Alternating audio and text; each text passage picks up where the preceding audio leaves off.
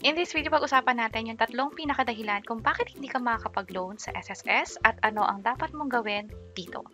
By the way, kung first time mo sa channel natin at gusto mo pa ng mga online tutorial videos katulad nito, please click the subscribe button. Kapag nag-login ka sa SSS online account mo, pwede ka nang mag-apply ng salary loan dito. At ang unang dahilan para hindi ka makapag-apply o hindi makapag-proceed dito sa application mo ay dahil wala ka pang DAEM na naka-enroll dito sa SSS. Ito yung makikita mong error. Kailangan mo munang mag-enroll ng disbursement account na bank account. Dito kasi sa SSS mo, pag pumunta ka sa Services, Disbursement Modules, at Disbursement Account Enrollment Module, i-check lang natin to at mag-proceed. Kung sakaling walang nakalagay dito, hindi ka talaga makapag-loan, or kung ang nakalagay dito ay mga e-wallet katulad ng GCash, hindi ka din makakapag-loan. Dito sa enrollment nila, kapag ito yung in-apply mo, e-wallet, umpisa pa lang, may realize mo na if you will file salary calamity loan application, please enroll a bank account.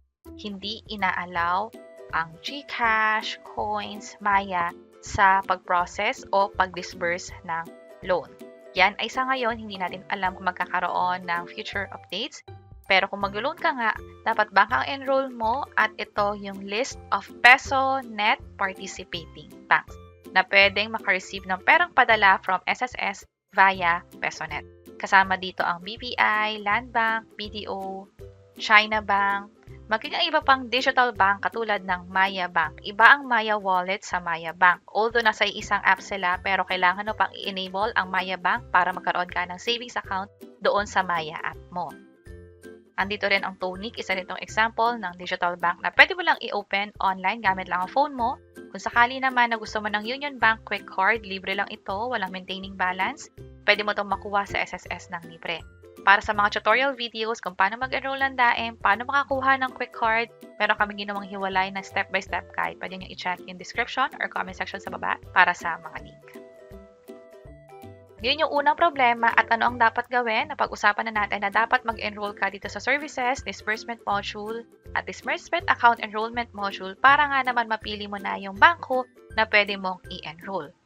Pwede mo itong gawin sa phone or sa cellphone mo. Madali lang siyang gawin. Again, nasa tutorial namin yan. Pati na rin yung mga dapat gawin para ma-approve siya kasi pwede ma-reject lalo kung malabo yung pagkakakuha mo ng mga pictures or hindi pala pasok sa requirements ng SSS. Pangalawang dahilan naman, hindi ka makakapag-apply ng salary loan kung sakaling meron ka palang existing na loan sa kanila at hindi pa nababayaran ng at least 50% nito. Pag nag-login kayo sa SSS Online, tinry nyo yung apply for salary loan, may makikita naman kayong error dito or reminder kung kailan pwede na ulit mag-loan at kung magkano ba dapat yung principal loan balance para makapag-proceed na sa pag-loan ulit. Also, meron ditong tinatawag na calamity loan. Applicable lang to kung sakaling dineclare ng gobyerno na yung lugar kung nasaan ka, which is nakadeclare dito sa update contact info, andito yung address. Kapag yan ay kasama o nakapaloob doon sa dineclare na may calamity, pwedeng mag-apply ng calamity loan. And obviously, yung pension loan ay para sa mga retired na nakaka-receive ng pension. Consolidation naman ay para doon sa mga may dating loan na gusto nang i-take advantage na mawala yung penalty, instead yung interest na lang yung babayaran at yung dating inutang na principal.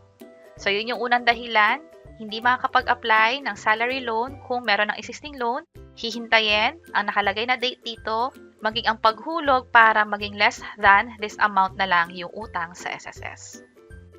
Ang pangatlong dahilan naman para hindi ka makakakuha ng loan kahit meron ka ng disbursement account o wala ka pa talagang loan in the past, ay kung sakaling hindi pa pasok o hindi pa enough yung monthly contribution mo. Meron kasing 1-month loan or 2-month loan sa SSS. Sa 1-month loan, dapat meron kang 36 monthly contribution at least at yung 6 nun ay nangyari within the last 12 months bago yung month of application. Dito sa SSS, pwede mong i-check yung contribution mo, pumunta lang sa inquiry, contributions, at malalaman kung nakailang contributions ka na ba. Dito, pasok na, meron ng 43, that's why pwede na dun sa 1-month salary loan. Hindi pasok sa 2-month loan kasi nga hindi pa umaabot ng 72 monthly contribution. At meron pa isang condition na dito na dapat in the last 12 months, bago yung contribution, merong at least 6 contribution na nag-post sa SSS, which is pasok naman dito. Halimbawa, nag-loan ng March, meron siyang Feb 2024, paurong ng 12 months, at dapat doon merong 6 monthly contributions. So, yun yung pinakatatlong dahilan kung bakit hindi makakapag-loan sa SSS. Actually, meron pang pang-apat. Karamihan kasi sa mga sinabi ko ay applicable sa mga voluntary self-employed OFW, maging sa mga locally employed dito sa Pilipinas. Pero para sa mga empleyado dito sa Pilipinas, kung hindi naman ina-approve ng HR ninyo o ng kumpanya ninyo yung final yung application sa SSS, hindi rin magpo-proceed yung loan. So, dapat i-inform nyo agad sila na nag-submit kayo ng loan sa SSS at dapat i-approve ng HR yon or ng employer ninyo para makapag-proceed sa pag-loan sa SSS. So, yun yung mga dahilan kung bakit hindi ma-approve or hindi makakapag-loan sa SSS. Actually, meron pang 5, pero yun ay pwede na kayong gumawa ng SSS online account ninyo. Kung mapapansin nyo, hindi ka kasi pwede mag-apply na sa branch diretso. Dito sa online account mo sa SSS, pumunta sa loans, apply for salary loan, at mula dito, pwede na makapag-proceed sa pag-loan. Makikita mo yung loanable amount dito, pwede mong babaan, pwede piliin ang pinakamataas, at mag-proceed na sa next step para makuha na ang loan sa SSS. At made-deposit ngayon sa naka-enroll na disbursement account, sa case ko sa Union Bank. Again, itong account ko na Union Bank, ito ay quick card na nakuha ko sa SSS. Para sa SSS online application, also sa pag-avail ng libreng quick card mula sa Union Bank at SSS, pwede nyo nang i-check itong mga video sa baba. Sana makatulong and see you sa mga next videos. Bye-bye!